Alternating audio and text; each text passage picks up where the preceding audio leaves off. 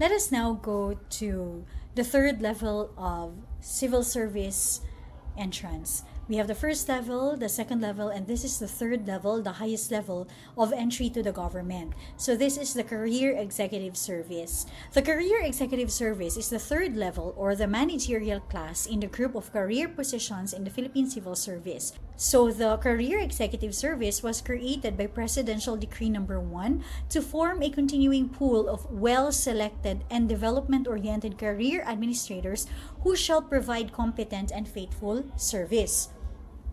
So the CES is also a public personnel system separate from that of the first two levels of positions in the Philippine Civil Service. So the CES class operates on the rank concept, and they are appointed to ranks and assigned to CES positions.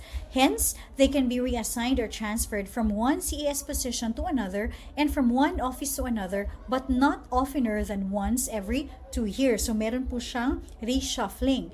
The CES is like the armed forces and the foreign service, where the officers are also appointed to ranks and assigned to positions. What then are the different positions in the Career Executive Service? So we have Undersecretary, Assistant Secretary, Bureau Director, Bureau Assistant Director, Regional Director, Assistant Regional Director, Department Service Chief, and other executive positions of equivalent rank as may be classified by the CES Board, all of whom are appointed by the President. Meaning, if you are a passer of the CES, then you can become the Undersecretary, the Bureau Director, and the Regional Director. CES eligibility is acquired by passing the 4 stages of examination process, and each stage is a prerequisite to go through the second level. And what are the different tests that you have to go through when you want to be a CESO? We have the CES written examination, assessment center, performance validation, and the board interview. So once you are conferred to a candidate who is able to successfully complete the 4th stage of the eligibility examination, and once you meet all the requirements, then you are considered a CES eligible, and it shall be conferred by the board through a resolution approved by the majority of its members in a regular special meeting. And upon your approval, you are considered a full-fledged CES eligible, and your name shall be registered in the CES Board's roster eligibles and a corresponding certificate of CES eligibility. Now, when are you appointed to CEO ranks? After your conferment, once you are appointed to any CES position and appointed by the President to a CES rank, this all happens upon the recommendation of the CES Board. What are the 6 CESO ranks in the CES ranking structure? We have the highest paid, is CESO rank 1, which is salary grade 30. The lowest salary that you will receive when you become a CESO is salary grade 25. And remember, when you receive a salary grade of 27, once there is a case filed against you, most especially when it is an administrative case, your case shall not be filed in the regular courts, but where? In the Sandigan Bayan. So let us take a look, If your salary grade is 1, then you will be receiving 13,000. Ako, 24 ako, that's 90. And when you are a CESO rank 6, you will be receiving 189,199. What then now is the salary of senators and representatives? It ranges from 273,000 to 312,000. But if you get appointed to a higher position, when you become the Senate President or the Speaker of the House, your salary shall be 325,000 to 374,000. When you are the Vice President, when you are Sara Duterte, you will be receiving 325,000 to 374,000. And once you become the President, you will be receiving 411,000 to 423,000. Now, there is what we call RA number 5059. It is an act granting life pension and franking privilege to former presidents of the Philippines. So ito pong RA number 5059 grants the president, 40,000 pesos annually, beginning with the month following the date he ceased to be the president. However, you shall not be entitled to this grant if you have been removed from office through impeachment. So, hindi po kayo nagkwa-qualify. Now, during the time of President Corazon Aquino, In July 1, 1986 class, RA 5059 was amended. Kasi if you remember, di ba, RA 5059 grants 40,000 po sa ating former presidents. Ngayon, when it was amended, the former presidents of the Philippines shall now be entitled to a life pension tax-free of 96,000 pesos annually, payable at a rate of 8,000 pesos monthly. And RA 2078 grants the widows of former president from 24,000 to 96,000 pesos. Okay? What now are the powers, duties, and norms of conduct of public officers? Nothing is better settled in the law than a public official exercised power, not rights. The government itself is merely an agency through which the will of the state is expressed and informed. What are the scope of power of a public officer? Those expressly conferred upon him by the law under which he has been appointed or elected. Because remember, once you are appointed or elected to office, you are going to be given your duties and responsibilities, and that paper, you need to sign on it. Those expressly annexed to the office by the law which created it, or some other law referring to it, or attached to the office as incidents to it. What is the construction of the grant of power? They are usually subjected to a strict interpretation and will be construed as conferring those powers only which are expressly imposed or necessarily implied. What are the classification of powers and duties of a government official? So we have ministerial and discretionary. When we say ministerial, ito yung sinasabi ko sa inyo na example, no? When you are applying for a quarry, concessionaire, all you need to do is to submit all the requirements po sa ating DENR. And the DENR, if you have completed such requirements, ang duty niya po ay ministerial. All that the DENR needs to do is to give you the permit. That is ministerial. The official duty is ministerial when it is absolute, certain, and imperative, involving merely execution of a specific duty arising from fixed and designated facts. Where the officer or official body has no judicial power or discretion as to the interpretation of the law and the course to be pursued is fixed by law, their acts are ministerial only. Kapag discretionary, iba naman po. Kaya nga sinasabi natin palagi, no, to choose who to vote. Be wise in voting, because yung mayor po natin, the duty of our local chief executive, our vice mayor po, are discretionary. Discretion in the manner of the performance of an act arises when the act may be performed in one or two or more ways, either of which would be lawful, and where it is left to the will or judgment of the performer to determine in which way it will be performed.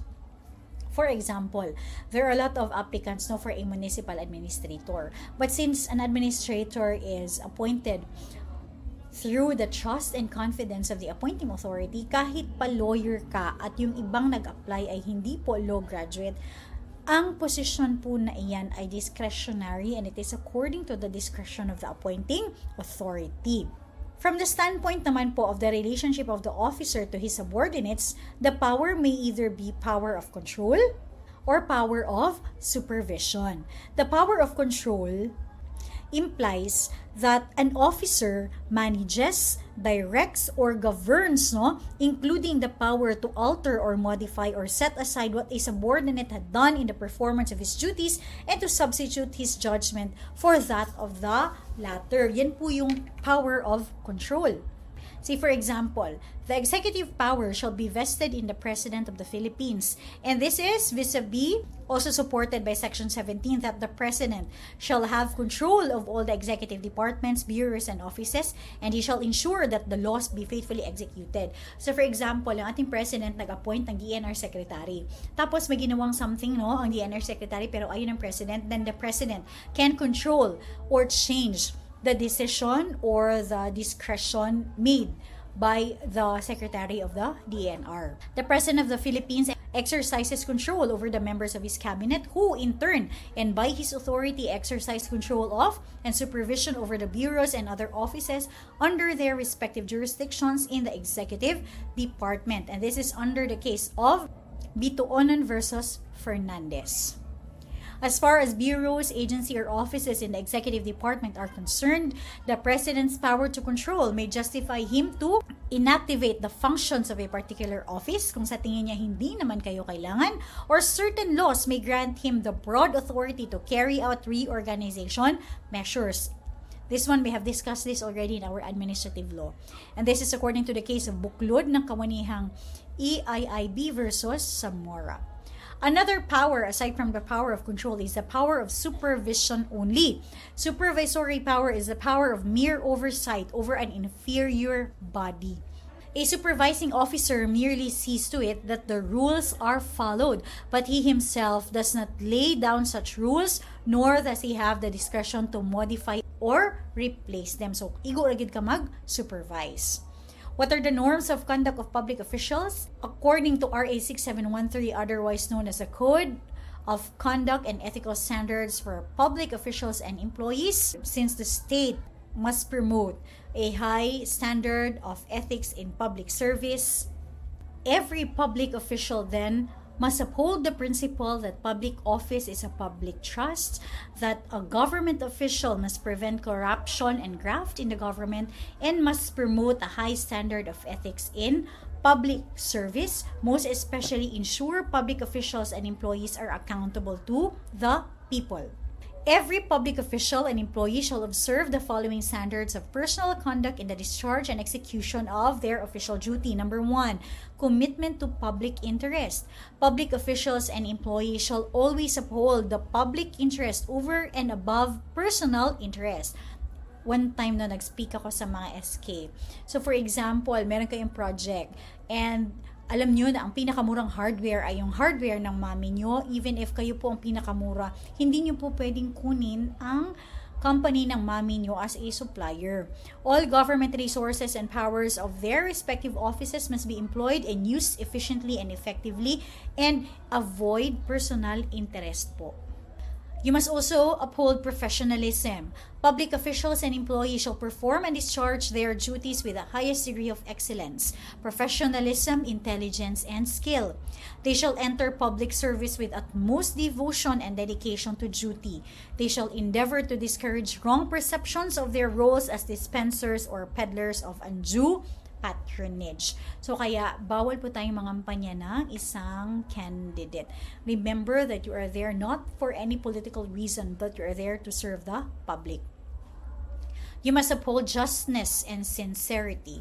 Public officials and employees shall remain true to the people at all times. They must act with justness and sincerity and shall not discriminate against anyone. So, kapag may humingi ng tulong sa inyo, hindi pwedeng, hindi ka pwede dito kasi hindi ka nagdamit ng maayos, hindi po yan pwede. Especially the poor and the underprivileged. They shall at all times respect the rights of others and shall refrain from doing acts contrary to law. Kaya bawal kayong magkasino. Good morals, good customs, public policy, public order, bawal mag-wild, bawal mag-scandal, public safety, and public interest. Remember, meron ng case ngayon sa Supreme Court that two consenting adults must not be removed from their work kung nabuntis yan. Kasi two consenting adults naman yan, hindi yan immoral. What is immoral is that you allow, or you're a third party of a legal marriage. Yan. Okay? They shall not dispense or extend undue favors on account of their office to their relatives. Diba? Bawal ang nepotism, whether by consanguinity or affinity, except with respect to appointments of such relatives to positions considered strictly confidential or as members of their personal staff. Kaya pwede pong mag-secretary ng inyong kapatid whose term are coterminous with theirs. Political neutrality. Public officials and employees shall provide service to everyone without unfair discrimination and regardless of party affiliation or preference. Responsiveness to public. Public officials and employees shall extend prompt, courteous, and adequate service to the public, unless otherwise provided by law or when required by the public interest.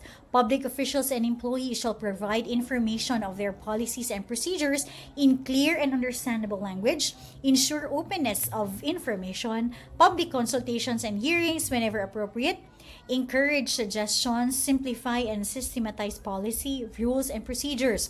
Avoid red tape and develop an understanding and appreciation of the socio-economic conditions prevailing in the country, especially in the depressed rural and urban areas. A government employee must also uphold nationalism and patriotism. Public officials and employees shall at all times be loyal to the Republic and to the Filipino people, not to the President. Promote the use of locally reproduced goods, resources, and technology, and encourage appreciation and pride of country and people, and they shall endeavor to maintain and defend Philippine sovereignty against foreign intrusion. You must uphold your commitment to democracy.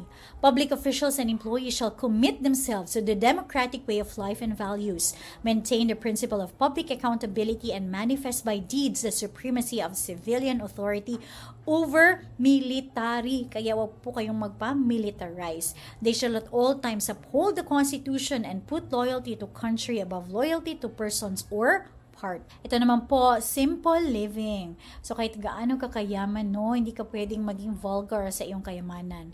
Public officials and employees and their families shall lead modest lives, kita nyo, and family, appropriate to their positions and income. They shall not indulge in extravagant or ostentatious display of wealth in any form. You also have the duty to make financial disclosure. Kahit diba pinapasubmit tayo ng ating assets and liabilities. To maintain public confidence in government and in public officials and employees, to avoid conflicts of interest from arising, to deter corruption, and to provide the citizens with information concerning a public officer's financial affairs, and thus enable them to better judge his integrity and fitness for office, the Constitution requires financial disclosures on the part of all government personnel. Hence, Section 12 of our Constitution states that all members of the Senate and the House of Representatives shall, upon assumption of office, make a full disclosure of their financial and business interests. They shall notify the House concerned of a political conflict of interest that may arise from the filing of a proposed legislation of which they are authors. Section 17 also states that a public officer or employee shall, upon assumption of office, and as often thereafter as may be required by law, submit a declaration under oath of his assets and liabilities and net worth. In the case of the President, the Vice President, and the members of the Cabinet, the Congress, the Supreme Court, the Constitutional Commissions, and other constitutional offices, the officers of the armed forces with general or flag rank, the declaration shall be disclosed to the public in the manner provided by law.